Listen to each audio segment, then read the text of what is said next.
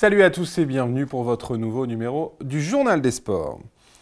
La série continue pour le VAFC, vainqueur de son deuxième match d'affilée en Ligue 2, le troisième toute compétition confondue.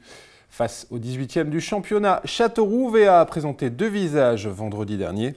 Le premier séduisant pendant 45 minutes où le VAFC offensif, concentré et joueur a maîtrisé la partie et concrétisé sa domination par Raïdel Poupon, auteur de son 6e but en Ligue 2 suite à une bonne passe de Younis Abdelhamid et un joli double contact.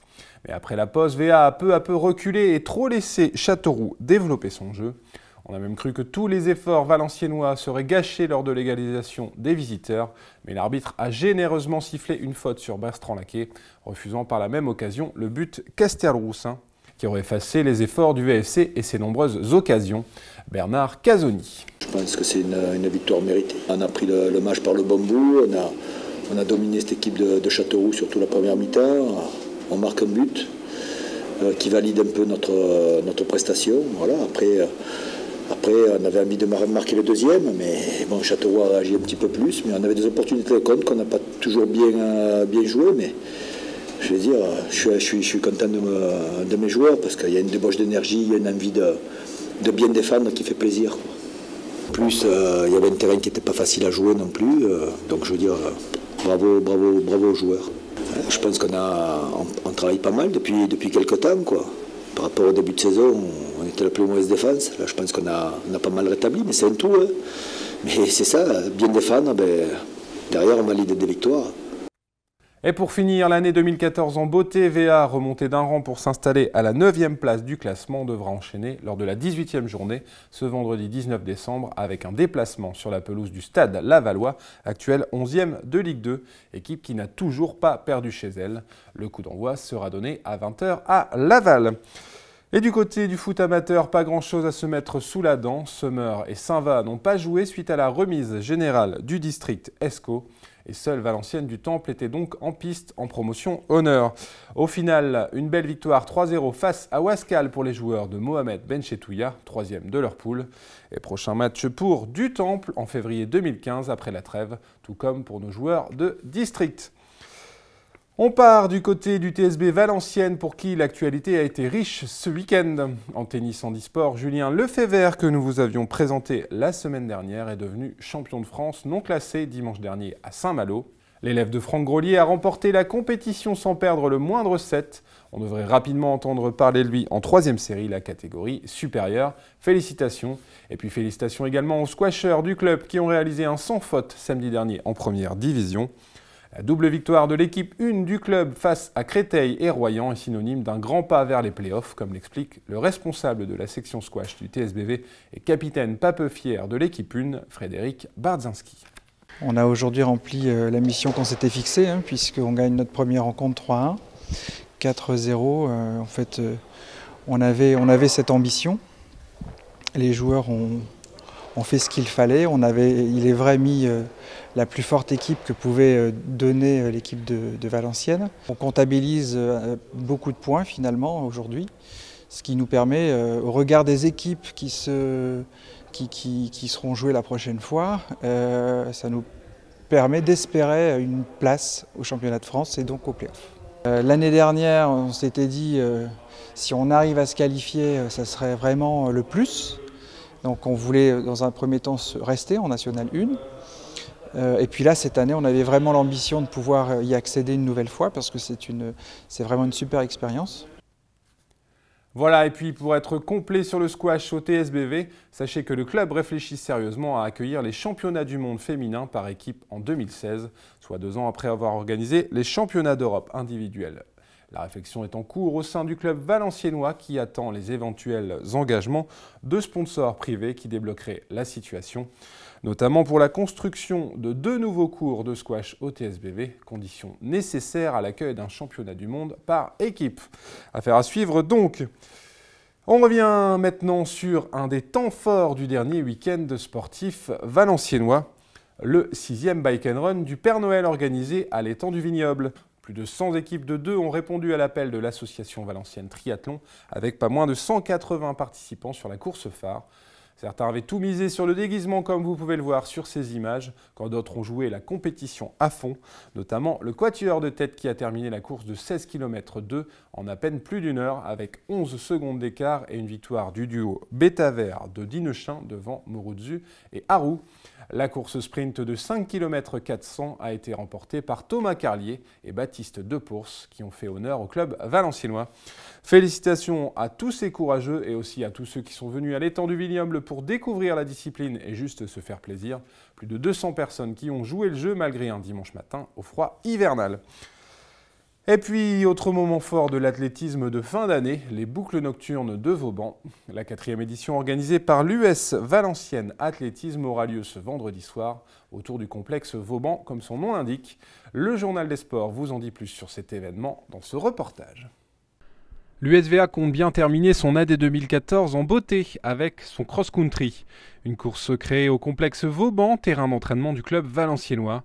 L'idée originelle, une course classique a évolué vers une course originale le vendredi soir. Mais si les boucles sont nocturnes, faut-il y venir avec une lampe frontale pour courir? Pierre Gobinet, un des organisateurs de l'événement, répond à cette question.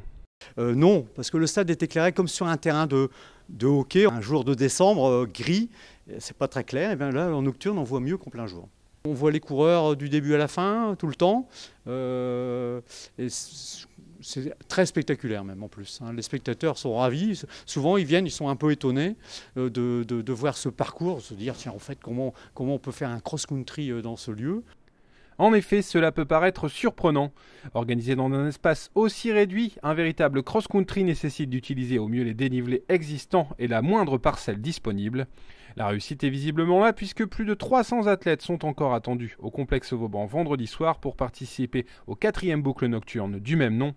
Un tel succès qui a même obligé l'organisation à scinder la course principale, le 6 km, en 2 épreuves.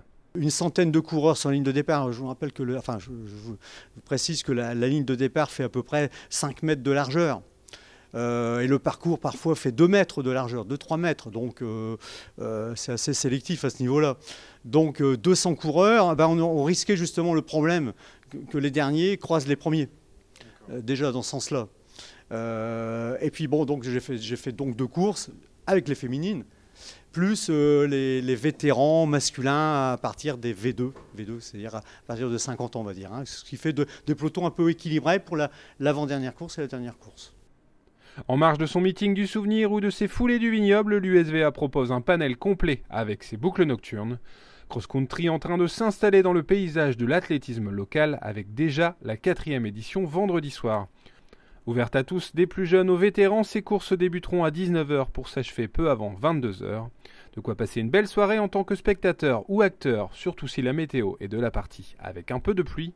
Cross-country pluvieux, cross-country heureux paraît-il.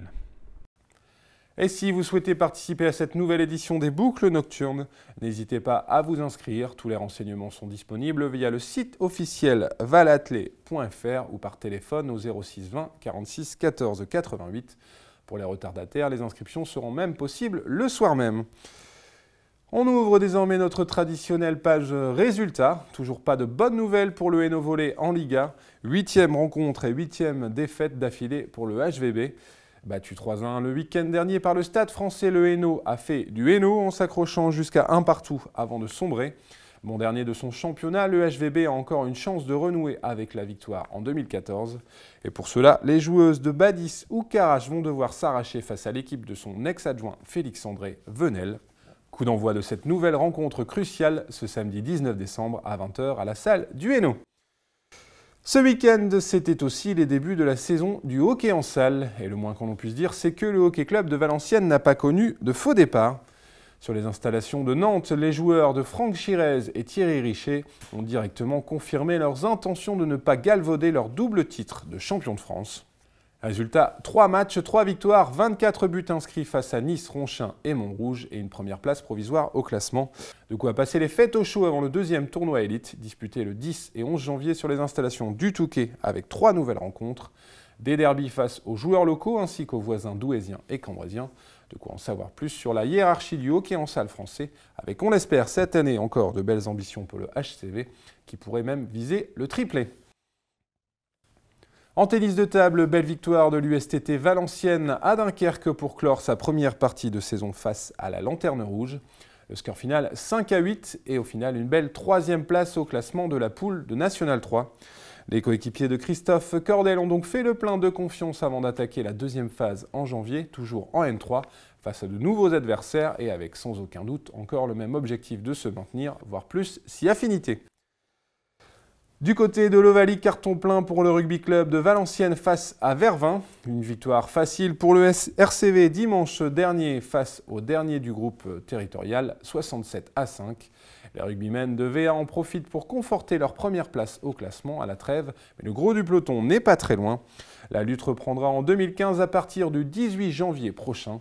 Valenciennes, exempt ce jour-là, ne retrouvera la compétition que la semaine suivante à domicile face à Anzin pour un derby qui lancera la nouvelle année rugbystique. Enfin, un dernier résultat qui concerne le sport scolaire. Ils étaient 11 collégiens de Saint-Jean-Baptiste de la Salle qualifiés pour les championnats de France UXL et finalement 2 équipes de 5 présentes samedi dernier dans le Rhône à la tour de Salvani. Au final, les minimes 2e année élèves de 3e terminent 11e de leur course. Et la surprise est venue des Benjamins 2, élèves de 5e, qui ont dompté le parcours venteux et boueux pour s'octroyer la médaille de bronze. Bravo à cette équipe composée de Quentin Tretchevich, Lucia Sioklowski, Paul Gamelon, Hugo Desjardins et Baptiste Leliette. Voilà, et puis on se quitte avec une dernière information concernant la halle Ningesser située avenue des Sports. Fermée momentanément suite à un problème lié au système de chauffage, l'enceinte multisport est depuis rouverte avec un système temporaire.